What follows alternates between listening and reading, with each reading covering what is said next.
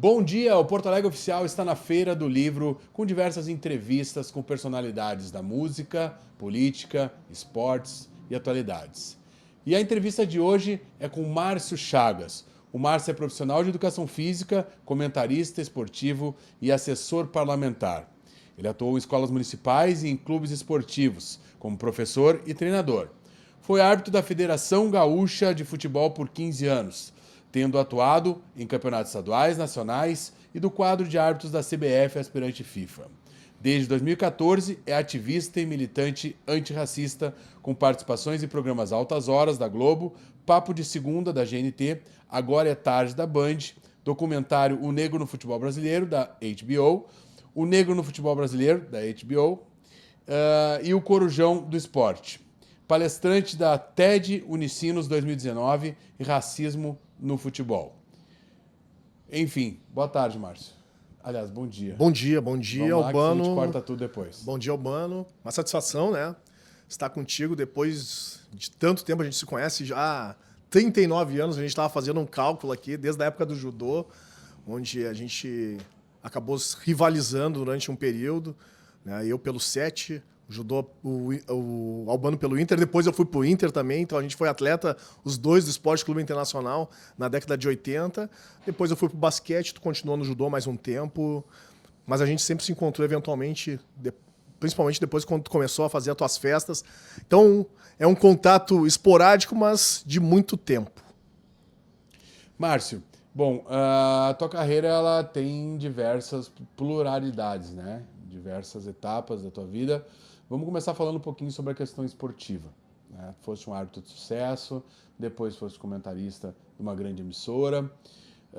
Ser um árbitro já era difícil na tua época e continua difícil, né?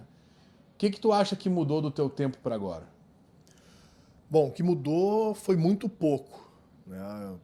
Penso eu que a arbitragem ela ainda tem uma cobrança demasiada, mas é a única atividade dentro do futebol que é amadora, mas se cobra do árbitro como se ele fosse profissional. Só para te ter uma ideia, os árbitros de 6 em 6 meses eles têm que entregar uma bateria de exames. Então, e comprovantes, atestados de sanidade mental, atestado físico, estar com o SPC e o Serasa negativado, atestado de bons antecedentes, fazer teste físico, fazer teste teórico, e aí sim estar apto para concorrer nas escalas. E aí o que eu sempre falo é o seguinte: tu imagina se saíssemos desse campo da arbitragem, de exigências, e aumentássemos para todos os profissionais que atuam, inclusive os próprios jogadores e dirigentes, se todos teriam, né, como comprovar toda essa gama de documentações que são exigidas.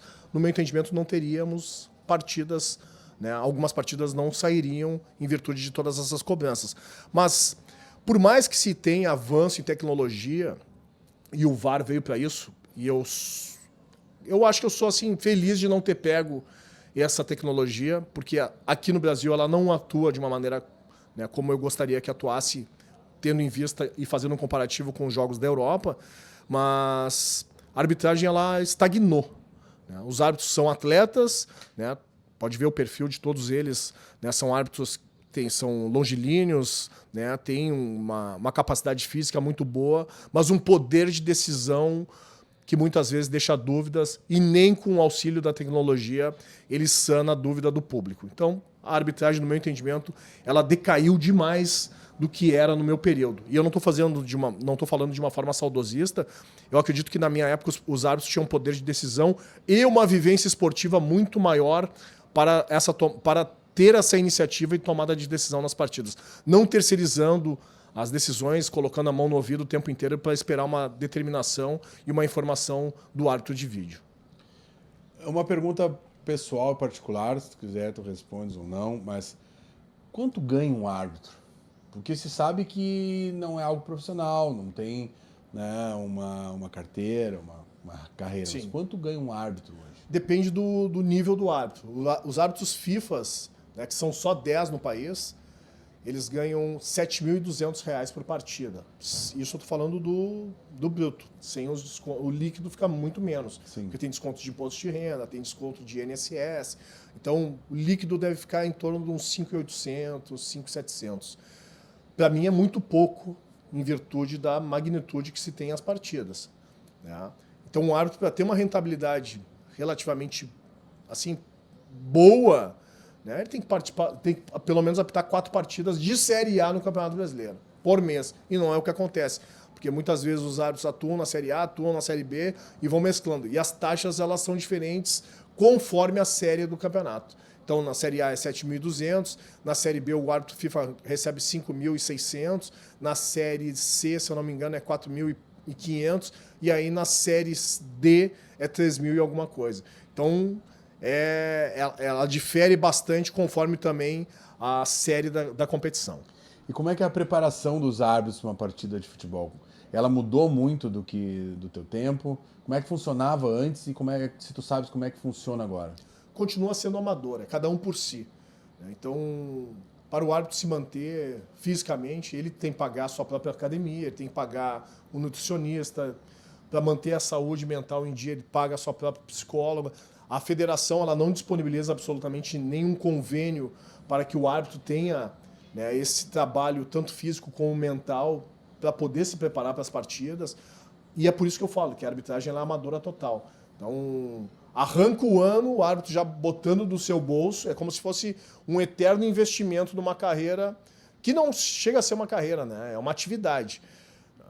O árbitro no início do ano ele tem que fazer exames clínicos, né? Tanto de esteira, de exame ecodoppler para ver a capacidade do coração, para ver se está tudo ok. Então, somente com a arbitragem, pouquíssimos árbitros sobrevivem hoje no nosso país. A maioria tem uma atividade paralela, né? A grande maioria é professor de educação física, óbvio que tem outras atividades também, mas não tem como viver única e exclusivamente da arbitragem. E o que precisa ser feito, Márcio, para que a arbitragem no Brasil tenha uma maior qualidade? No meu entendimento, além da profissionalização, né, que é um debate que está sendo frequente e a imprensa tem fortalecido a cada rodada em virtude da quantidade de erros que estão acontecendo e polêmicas, né, proporcionar condições para que os árbitros realmente possam viver somente da arbitragem, né? Então, estabelecer um salário mensal e uma participação em cada partida que ele atuar. Eu acho que isso seria o básico, o principal, né? E automaticamente também treinamentos semanais, cursos semanais, né? Fazer com que o árbitro pós-rodada tenha um debate com a comissão de arbitragem, analise a partida, veja quais foram os erros, né? E assumir os erros também, porque a arbitragem não é perfeita, ela vai cometer erros durante as partidas. Hoje, no meu entendimento, as melhores arbitragens são aquelas que conseguem ter o menor número de erros que causam impacto no resultado final da partida. Porque os erros acontecem e não tem como zerar. Não adianta a gente esperar que o futebol vai ser uma partida, um esporte sem nenhum tipo de erro, porque ele vai acontecer. Tem um ser humano ali que tem que definir, né? É um critério dele, né? Muitas vezes as pessoas questionam, mas é um critério. E esse critério ele parte do seu convívio social, da maneira como ele foi criado. Então, não dá para dizer que um árbitro aqui do Rio Grande do Sul, né, que também tem vários critérios pelas diferenças que se tem de cada um, mas que um árbitro vai ter o mesmo critério de um árbitro do Rio de Janeiro, do Rio de São Paulo e tal. Os critérios eles são individuais, mas tem que haver um trabalho constante com os árbitros para que se chegue no mais próximo possível nos critérios que tanto se grita aí pela imprensa após cada rodada. Mas por falar em critério, Márcio, tu não acha que esses diversos critérios que existem de árbitro para árbitro, eles prejudicam as partidas? Não teria que haver uma definição, e até te pergunto se já não existe essa definição, né, por parte da CBF, Federação Gaúcha, dos critérios que são adotados em cada tipo, porque a gente vê hoje no Brasil os lances se repetindo e cada árbitro apitando de uma forma. E é isso eu acho que o descontentamento dos clubes, dos jogadores. Pois é, por mais que se tenham eventuais cursos na CBF para se chegar num padrão de critério, não se consegue chegar num consenso, É óbvio que é prejudicial para a modalidade, é óbvio que é prejudicial para os clubes. Eu sempre digo que a polêmica dos lances, quando acontece nas partidas, ele é bom somente para quem ganha. Porque quem perde grita e quem erra é punido. Tá? Então, chegar num consenso de definição, eu tendo observado aí nos últimos anos, né, alguns lances de bola na mão na bola, pô, eu particularmente acho que qualquer lance hoje, para facilitar a arbitragem, cara, bateu na mão, põe no pênalti. Bateu na mão, põe no pênalti. Porque, pô, se o cara, às vezes, não marca a penalidade, pô, lá no jogo tal, o outro deu. Aí, no outro jogo, tu marca a penalidade. Pô, no jogo tal, o outro não deu. Então, cara, o lance é simples. Bateu na mão, pum, mete no cal e resolve a situação. Mas como evitar, por exemplo, jogos em que um jogador cobra uma falta, faz um cruzamento, e a mão do jogador, recentemente teve isso num jogo do Grêmio, do Marlon, a mão do jogador ela está em posição Sim. de jogo e a bola acaba batendo.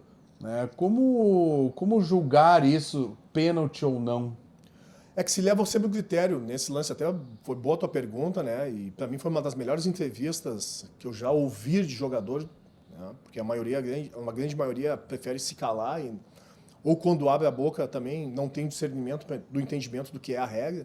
Mas ele foi muito feliz na entrevista final da partida, né? E falou com propriedade e assertivo. Né? Eu estava com o braço protegendo junto ao corpo, em forma alguma ampliando o espaço corporal.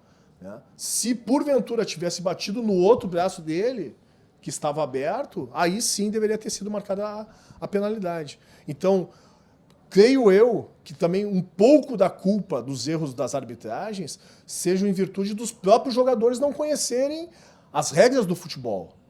Né? E muito ir no grito do torcedor, na reclamação do torcedor. Penso eu que todos os jogadores deveriam saber, né, até para conversar com a arbitragem de uma maneira respeitosa e nunca de uma maneira afrontosa, como normalmente acontece, né? Esbravejando, gritando, achando que no grito vai resolver alguma coisa. Mas, com certeza, mas eu volto a repetir, né? Seria muito interessante que esse tipo de critério entre a arbitragem ele fosse uniforme. Mas eu não consigo enxergar isso em virtude também, assim como, e aí eu pontuo, né? Assim como tem jogadores bons, medianos, ruins e excelentes, na arbitragem também tem nesse nivelamento de arbitragem. Como definir que o jogador tem a intenção ou não de colocar a mão? Porque hoje a regra diz que para ser pênalti tem que ter tem que ampliar o espaço corporal, né? Então uma forma antinatural, né? Seria um braço aberto, né? Vai saltar, abre o braço, né? Numa altura onde ele vai ganhar vantagem, né? No espaço corporal. Então nesse sentido, nessa definição de colocar e intenção seria nesse sentido. Agora quando o jogador ele tenta se proteger, né? Colocando os braços mais próximo possível do corpo, né? Ele está tentando se afastar e não tocar na bola e a bola bate de maneira acidental, não pode ser considerado uma penalidade, assim como aconteceu no lance com o Marlon. Teve um lance, eu acredito, eu não me lembro agora qual, que o jogador ele está em queda e automaticamente quando ele está em queda ele precisa apoiar a mão no chão. Apoiar a mão. E nesse momento a bola bate na mão do jogador. Pênalti? Esse caso não. Nesse caso não. Mas tem uma diferença. Quando o jogador ele se atira assumindo o risco. Né? E aí eu falo num lance tipo um carrinho, como aconteceu em 2000, na final do Campeonato Brasileiro de 2020, que acabou terminando em 2021, que aqui no Beira-Rio, inclusive, no jogo entre Internacional e Corinthians, que para mim foi uma penalidade muito bem marcada no campo pelo Wilton Pereira Sampaio, mas que o VAR interveio e acabou colocando essa dúvida, ele voltou atrás, não bancou a decisão dele e como tu disseste, né? Ele levou em consideração que o jogador estava com o braço apoiado, mas ele não estava. Ele se atirou, né, para dar um carrinho, automaticamente ele assumiu o risco de conduzir essa bola e a bola acabou batendo no braço dele. Como ainda acontecem tantos erros, Márcio, na arbitragem, com tanta sofisticação de VAR, com 3 árbitros dentro de campo, mesmo assim ainda acontecem os erros da arbitragem? Eu digo o seguinte, né? Assim, para um entendimento mais simples de quem nos assiste. É como se desse uma McLaren para nós dois e dissesse: amanhã tu começa a correr na Fórmula 1. Tá, mas eu nunca dirigi. Bom, te vira, eu tô te dando o que tem de melhor. E o VAR, né, esse equipamento do VAR é com mais ou menos nesse sentido. Né? Deram o que há de melhor para a arbitragem, mas não tem um trabalho continuado. Né? São eventuais encontros e cursos na CBF. Então não tem como tu dominar, até assim, dominar um estúdio como tu domina, se tu não colocar em prática diariamente. Né? Tu só vai te encontrar no dia de um jogo ou num dia de uma entrevista para usar esse equipamento, para saber qual câmera tu usa. Não tem como. Então o que falta no meu entendimento é treinamento continuado. Né? Eu vou e mostro, apresento o equipamento e toda semana esses caras têm que estar operando de alguma forma. Nem que não estejam trabalhando, mas que daqui a pouco se reúnam na federação, se reúnam em algum lugar, vamos aprender a operar isso aqui de uma maneira que não deixe dúvidas mais para o grande público. Porque o VAR, né, o árbitro de vídeo, ele veio para salvar a arbitragem do campo quando tem algum lance polêmico. Mas ele está causando muito mais polêmica do que salvando a arbitragem. E me diz um lance nos últimos tempos aí que um erro que sem dúvida, assim, indiscutível do árbitro. Bom, esse próprio jogo do Grêmio aí, né? O Grêmio Bragantino teve no meio do entendimento, 2 erros. O que foi realmente pênalti ele não marcou, né? Que eu não me lembro no braço de quem que acabou batendo a bola, uma falta onde tinha uma distância onde o jogador poderia ter recolhido o braço e não recolheu, acabou batendo. Né? Depois teve um outro lance onde ele expulsou o Kahneman de maneira, né, incorreta, onde há uma disputa de espaço, ele acaba alegando que o Kahneman tinha dado uma cotovelada no jogador, e não aconteceu isso. E depois o pênalti marcado no final da partida, né, de uma maneira bizonha. Tanto é que o árbitro está afastado até hoje e não vai voltar, eu acho, para o Campeonato Brasileiro, até porque essas últimas rodadas aí vão pegar fogo. Então, para mim, foi assim a partida com a maior incidência de erros grosseiros esse ano no Campeonato Brasileiro. Quem foi o jogador mais difícil de lidar em campo? O jogador mais difícil que teve na minha passagem pela arbitragem foram 2. Né? Um era o Valdívia, que jogava no Palmeiras, o chileno. Era um jogador que provocava demais o adversário.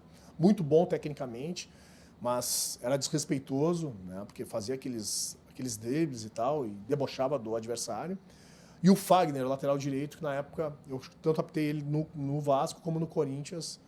Era um jogador também com uma vontade um pouco acima do tom. Né? E frequentemente ele era agressivo e violento com os adversários. Um lance tu te arrepende de ter marcado ou de não ter marcado? Lance que eu me arrependo de não ter... Pô, eu marquei uma vez uma penalidade. Esses dias eu até estava fazendo uma retrospectiva, assim. Né? Eu não fui um árbitro com muitas incidências de polêmicas, né? Principalmente de decisões técnicas dentro do campo de jogo. Mas teve uma penalidade que eu acabei marcando de maneira equivocada. Eu errei, né? Num jogo do Campeonato Brasileiro da Série B, que foi em Joinville, Curitiba e Náutico. Né? Me arrependo porque no meu ângulo de visão eu vi uma coisa, banquei a decisão e acabei me equivocando no lance.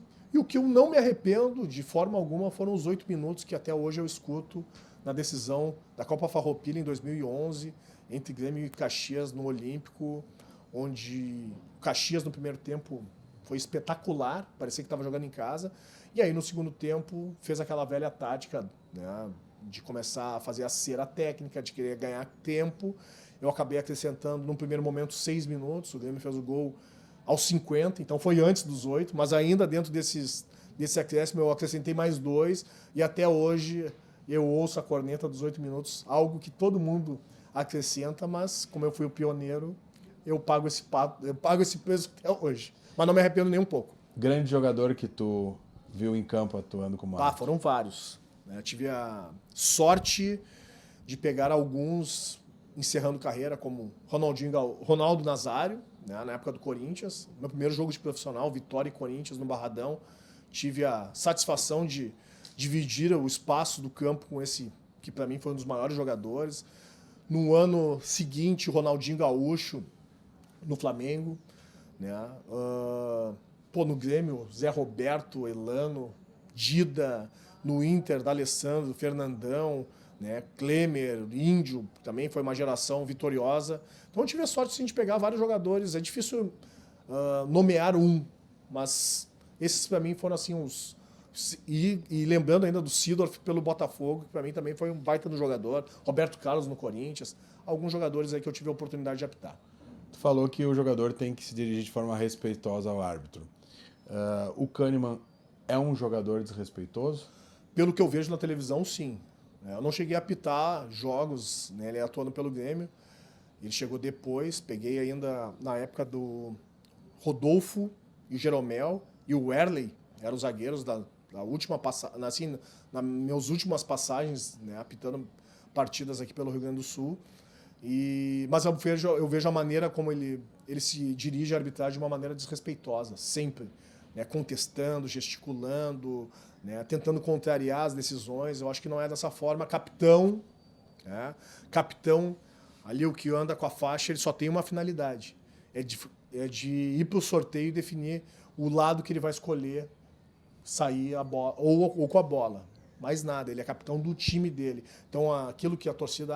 o capitão tem que reclamar do árbitro, negativo. O capitão tem que orientar a sua equipe e receber a informação do treinador e passar para os demais. É só isso. Então, vira o fio quando ele começa o tempo inteiro em cima da arbitragem.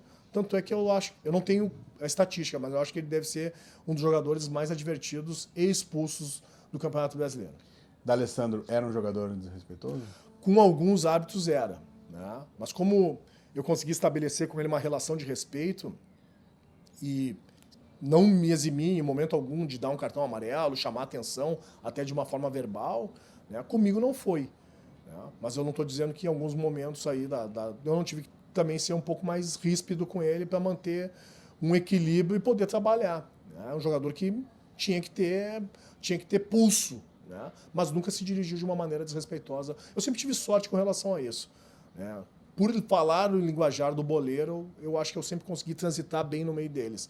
Então, nunca precisei me exaltar ao ponto de perder as estribeiras, de aplicar um cartão vermelho em demasia, em virtude de conseguir ter esse trato com eles. O árbitro é um torcedor? É um torcedor. Dentro do campo, não. Mas ele é um torcedor. Não tem, né, como não ser um torcedor, até porque quem está na arbitragem automaticamente gosta do futebol. E se tu gosta do futebol, para alguma equipe tu torce. Né? Então não tem como não ser torcedor. Mas eu sei que tu quer me perguntar qual é o meu time, mas eu vou te deixar na dúvida. Ia ser a próxima pergunta. Qual é o teu time, Márcio Chagas? Pois é, eu torço para todas as equipes gaúchas, eu torço para que tenham sucesso nas competições. Então, eu não levantei bandeira, não assumi camiseta ainda. Quem sabe um dia eu faça isso num programa contigo. Oba, e tu acredita na isenção dos árbitros atuais? Acredito na isenção dos árbitros, coloco em dúvidas, não a capacidade, mas assim, o treinamento, né, e a condição técnica de alguns árbitros. Eu acho que alguns árbitros, quando vão para as partidas, pelo que eu acompanho, não estão prontos ainda para a grandeza daquele jogo. Acho que as escalas, em virtude do pouco número de árbitros de potencial, né, faz com que a comissão de arbitragem tenha que repetir bastante, e o desgaste na repetição dos árbitros faz com que também se crie um ranço. Né? Pô, sempre o mesmo, mas é sempre o mesmo porque não tem vindo uma geração que vá suprir essa necessidade de colocar novos árbitros. A chegada das bets no futebol brasileiro? Para mim é um problema. Né? E ainda bem que não se teve casos de árbitros envolvidos ainda. Eu não estou dizendo que vai ter. Né? Até porque se a gente voltar a 20 anos atrás, a gente teve o maior escândalo de arbitragem no Brasil, que foi o caso Edilson, né? Que paralisou a competição, né? Descredibilizou demais a arbitragem naquela época. Até hoje respinga muito, se coloca em xeque, em dúvida a qualidade e se os árbitros são idôneos ou não.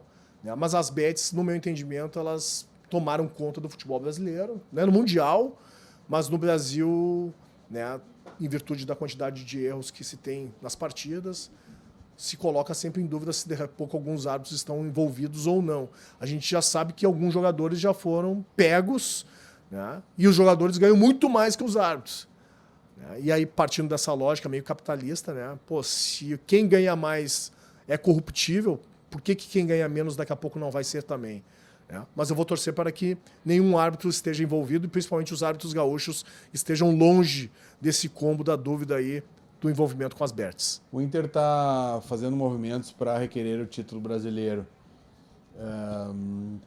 O Inter é o campeão brasileiro? De qual ano? Do campeonato... 2005? Isso, 2005. Olha, se não tivesse nenhuma outra partida depois do Corinthians, seria, né? Mas... dentro do campo depois o Inter não conseguiu manter, né, o mesmo nível de que houve a suspensão de 11 partidas. De 11 partidas, né? Isso aí colocou sob suspeita completamente o campeonato. Tu acha válida essa tentativa do Internacional? O Inter seria o campeão? Eu não acho legal. Eu acho que, cara, vai retomar 20 anos atrás, sabe? Foi uma decisão ali que o STJD, né, tomou. Óbvio que fica engasgado, mas não tem como voltar. Né? Eu acho que é uma pequenez do Internacional, um clube magnífico, grande, tentar retomar isso aí. No meu entendimento, para mim, o maior erro nem foi... Claro que teve esse erro em 2005, foi o pênalti e tal, né, mas depois o Inter não conseguiu dar continuidade até a final da competição, para chegar e brigar realmente pelo título. Para mim, o maior erro foi nesse de 2020 para 2021, aqui no Beira-Rio. Esse, para mim, sim. O Inter tinha que brigar, porque ali foi um erro de arbitragem, uma decisão, uma penalidade que poderia, o Inter sendo vitorioso naquela partida, ter saído campeão. E não aconteceu isso. Foi um empate e o Inter acabou sendo vice-campeão. E, Márcio, tu foste vítima, né, de uma das maiores situações do Campeonato Gaúcho, aqui de racismo, sim, né, no jogo Bento Gonçalves. Acabou tendo um embate com a torcida do clube esportivo. Conta para nós um pouquinho dessa situação, né, e o posterior a isso também, o que isso significou para ti? Bom, foi uma situação que para mim já não era inusitada. Né? Eu já vinha denunciando alguns outros episódios que tinham acontecido comigo anteriormente. Infelizmente, o futebol ele vem de uma ideia de ser um espaço democrático, ele não é um espaço democrático e muitas vezes o torcedor, dirigente, até jogadores, né, pela passionalidade acabam ultrapassando o limite do respeito. Né? E no caso do racismo é um crime. Então eu já tinha passado por algumas outras situações antes desse caso de Bento Gonçalves.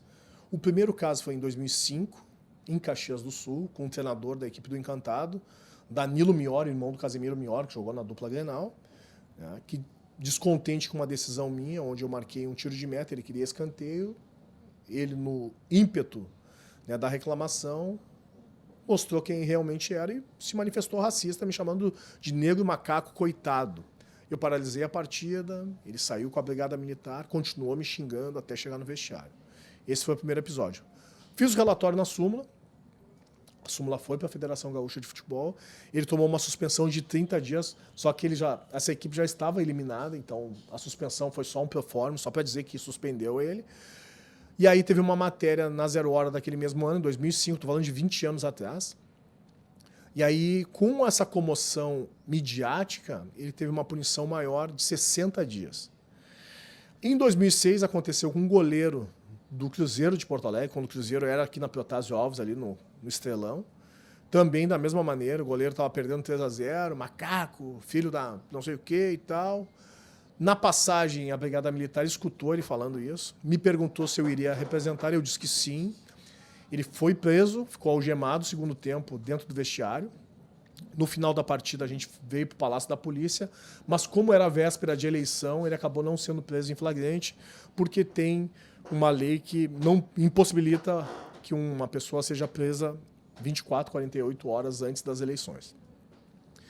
E aí, de 2006 a 2014, quando eu ia apitar em alguns estádios, principalmente no interior do estado e na Serra Gaúcha, Caxias, Bento, Farroupilha, né, alguns jogos amadores de Garibaldi, Carlos Barbosa, eu já não aquecia mais em campo para evitar os xingamentos fascistas. Aquecia no vestiário sozinho, meus colegas, em sua grande maioria brancos, conseguiam aquecer no gramado para evitar e eu manter a minha saúde mental legal. Só que nesse mesmo, passado todos esses anos, e aí chegou no dia 5 de março de 2014, fiz todo esse procedimento, aqueci no vestiário sozinho, mas não foi suficiente, porque eu fui xingado ao sair do vestiário. Macaco, negro de merda, favelado, volta para a África, volta para a selva. E uma frase que eles gostavam de dizer bastante, que era: matar negro não é crime, é adubar a terra. Então eu ouvi isso aí em 4 momentos. Antes de começar a partida, no final do primeiro tempo, antes de começar o segundo tempo e no final do jogo. E em todos os momentos eu estava com a brigada militar, que não fez nada. Quando acabou o jogo, eu pensei, bom, o pior já passou. Eu fui abrir a porta do vestiário, né, que tinha uma garagem de acesso único e exclusivo para funcionários, dirigentes e da arbitragem. Eu encontrei o meu veículo com as portas amassadas, a pontapés, cascas de banana sobre o capô, e quando eu fui dar a partida do veículo, caíram 2 bananas do cano de escapamento. Ali para mim foi a gota d'água, fiz a denúncia, né, não me arrependo nem um pouco. Tomei uma chamada do presidente da Federação Gaúcha de Futebol quando soube, né, através dos veículos de comunicação, me questionando por que eu não havia comunicado ele antes de ter feito a denúncia. Eu disse que era uma questão pessoal. E aí ele me questionou dizendo que eu estaria colocando... Quem era o presidente? Francisco Noveleto. Que eu estaria colocando a federação, a competição, o Estado e o amigo dele, né, o presidente do Esportivo de Bento Gonçalves, estaria expondo-os. E aí eu perguntei, e eu como é que fico nessa história? E ele disse, bom, vocês estão acostumados com isso. Se o problema é o teu carro, eu pago o teu carro. Agora tu tá fazendo uma tempestade num copo d'água. Tu sabe que a tive carreira vai pro ralo, né? Eu disse, não tem problema, agora eu não recuo mais. E foi o que eu fiz. Fui adiante, né, não recuei. Né, tive 2 audiências na Federação Gaúcha de Futebol. Na primeira, o Esportivo sofreu uma multa, foi punido com a perda de 5 mandos de campo e uma multa de R$50 mil. E eu gosto de dizer, mano, para que todo mundo saiba, eu não recebi 1 centavo dessa multa. Esse dinheiro não veio para mim. Esse dinheiro foi para o cofre da Federação Gaúcha de Futebol. E aí, num segundo momento, teve uma segunda audiência, onde o Esportivo acabou sendo rebaixado, né, que era uma jogada ensaiada da federação, porque não tinha nada dentro do regulamento da competição que rebaixasse alguma equipe, assim como não tem no CBJD, no Código Brasileiro de Justiça Desportiva, nada que rebaixe uma equipe por questões raciais. Né? Então, eles podiam recorrer e ir para o STJD, que eles ganhariam e perderiam só 3 pontos. Então, foi assim, uma manobra para dar uma justificativa social.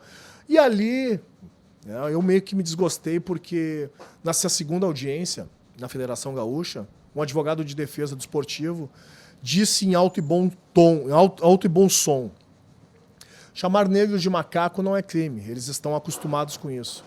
Mas se deparar com um veículo com as portas amassadas a pontapés, isso sim é doloroso para um homem, conforme a propaganda dos postos Ipiranga, porque brasileiro é apaixonado por carros. Então, quando ele termina de falar isso, me sobe o sangue, me deu uma vontade de levantar e quebrar a cara dele. Eu sou um ser humano e me deu vontade mesmo, mas eu não fiz. Eu estava acompanhado com o meu advogado, que me sugeriu para a gente sair. E eu pensei, eu não tenho mais como representar essa entidade.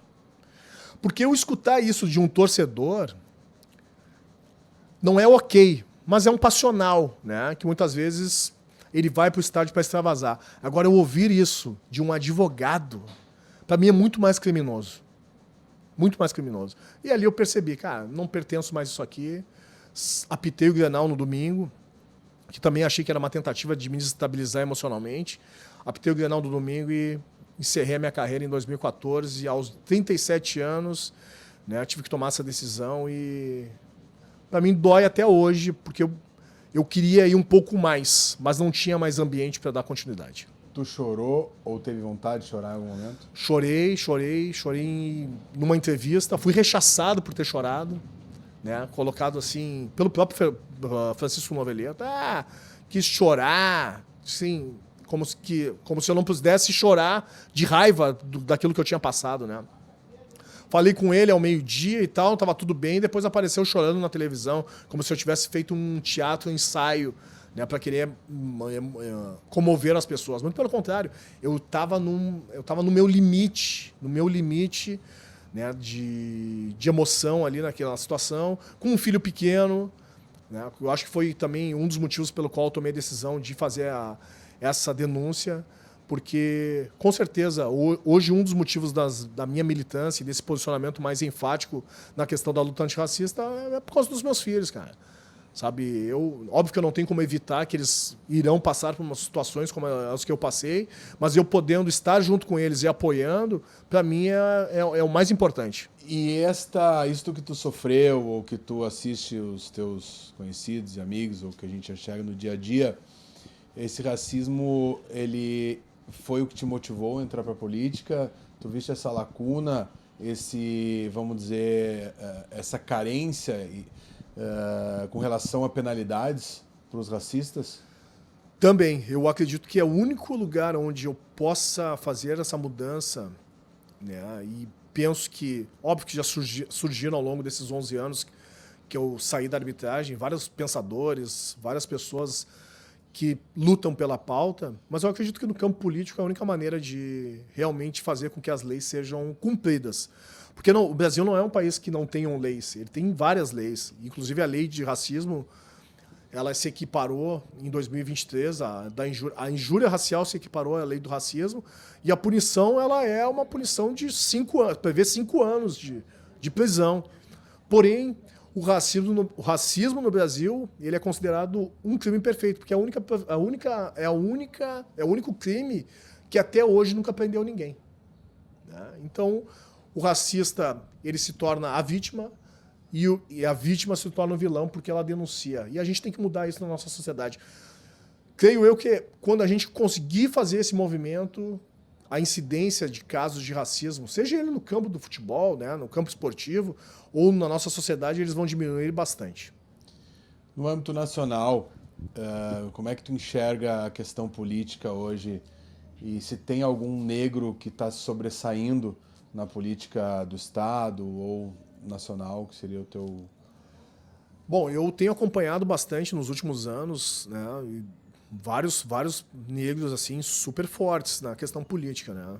E com potencial, eu não digo para chegar à presidência agora, mas futuramente. Eu tenho acompanhado o Renato Freitas do Paraná, que para mim é uma surpresa, né, positiva. Tenho um medo que façam alguma coisa com ele por lá, né, porque é um cara que bate de frente com o sistema, com uma propriedade e um discurso muito forte. Tem a Erika Hilton também, que é uma mulher negra trans que, é uma lutadora pela causa. Tinha um ex-ministro, né, Silvio Almeida, também um pensador, né, acabou sofrendo, né, por uma falha, né, por assédio, mas não posso tirar a grandeza dele enquanto um pensador da negritude. Eu vejo aqui no estado a deputada Laura Cito, né? Não porque eu trabalho com ela, mas vejo uma mulher negra com um potencial absurdo na política. O próprio senador Paulo Paim também, acho que tem um reconhecimento, e aí independe do campo, seja ele da esquerda como da direita, eu acho que que transcende, né, a questão racial. Vejo bons nomes, no próprio pessoal tem o Matheus Gomes, Karen Santos, né? Então tem um pessoal da negritude aí muito forte nesse meio político para fazer uma diferença. Tem um sonho de ver um negro presidente do Brasil? Tenho. Não sei se eu vou estar vivo, mas eu tenho sim. Tenho esse sonho. Acho que antes de um homem negro, eu gostaria de ver uma mulher negra comandando esse país. E digo isso porque, cara, são as mulheres com as maiores dificuldades do nosso país, são as que estão na base da pirâmide, né? E mesmo assim tocam ficha, carregam famílias, criam filhos, né? Com as dificuldades, com as maiores dificuldades que se tem no mercado de trabalho, com menores salários, e mesmo assim conseguem manter, né, suas famílias até que os filhos sejam encaminhados. Recentemente a gente viu o acontecimento no Rio de Janeiro, que aconteceram muitas mortes na entrada do BOP lá na favela. Como é que tu vê essa situação? O que tu acha que deveria ter sido feito ou conduzido pelo governo do estado do Rio de Janeiro? Para mim foi desastroso o que aconteceu. E eu não estou aqui passando pano para bandido, né? Eu acho que bandido ele tem que ser, sim, preso, tem que estar no presídio. Mas a operação, para mim, foi um desastre total. A quantidade de mortos, vários trabalhadores envolvidos. Eu acho que antes de chegar numa chacina como que aconteceu, tem que priorizar educação, cultura, saúde, segurança, né, para que essas pessoas consigam viver de uma maneira decente. Né. Esse apinhado que se tem no Rio de Janeiro, das periferias, né, e favelas, como o pessoal gosta de dizer, isso é um resquício de 1888. É um resquício do pós-abolição, onde não se teve políticas públicas que contemplassem aqueles negros que trabalharam quase 350 anos de forma escravizada e simplesmente foram largados. Então, onde é que eu vou? O que que eu faço? Né, se eu não tive possibilidade de estudar, eu não tive possibilidade de me desenvolver, né, eu trabalhei uma vida inteira dentro de uma fazenda, morando numa senzala, não fui alfabetizado, não podia entrar nem em igreja e agora eu estou solto. Eu vou fazer o quê? Né? As favelas, no meu entendimento, ela é uma continuidade das senzalas. A favela é uma senzala contemporânea. Né? Óbvio que algumas melhorias, se tem chuveiro, se tem água e tal. Né? Se a gente andar mesmo no meio do barro, no meio da vila, tem muitas favelas aí que não tem nem saneamento básico. E isso aí, de alguma maneira, vai revoltar. Né? Não tendo saneamento básico, não tenho banho, não tenho comida, não consigo puxar uma descarga. Né? Isso aí gera uma revolta. Né? E as pessoas vão se enveredar para o crime, para o tráfico. Né? Eu não tô defendendo a decisão de cada um, mas as pessoas vão se espelhar em quem está mais perto. Né? Então, para mim, foi um desastre que aconteceu lá. O governo do Cláudio Cabral lá foi do Castro, né? Cláudio Castro? Cláudio Castro, né? Cara, para mim foi extremamente infeliz, né, a decisão dele. De não pedir nem sequer, né, um apoio do governo federal para tentar fazer de uma maneira inteligente essa entrada e aí sim buscar os envolvidos, os tais criminosos que eles tanto estão querendo buscar. Fizeram toda a operação e não prenderam quem eles queriam. Foi um fato criminal envolvendo mortes, foi um fato social envolvendo tráfico, mas foi um fato político também? Com certeza, ainda mais por uma fala infeliz do governo Lula na semana anterior, né? Que depois ele pediu desculpas, inclusive, dizendo, né, que os traficantes seriam uma vítima dos usuários. Eu acho que foi nesse sentido aí. E aí ele acabou depois refazendo essa frase.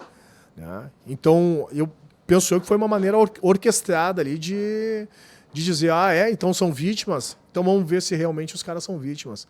Vamos fazer uma operação lá dentro. E aí foi aquela chacina ali. Mais de 120 corpos de pessoas, né, encontradas mortas pelas matas. Eu acho que vai subir mais, porque eu acho que alguns ainda foram subnotificados e tal. Eu tenho certeza que poderia ter sido de uma maneira muito mais bem pensada do que da maneira como ocorreu na última quarta-feira. Então tá, obrigado, Márcio, pela oportunidade de conversar com a gente. Agradeço o espaço aí, tamo junto, até uma próxima. Valeu. Valeu.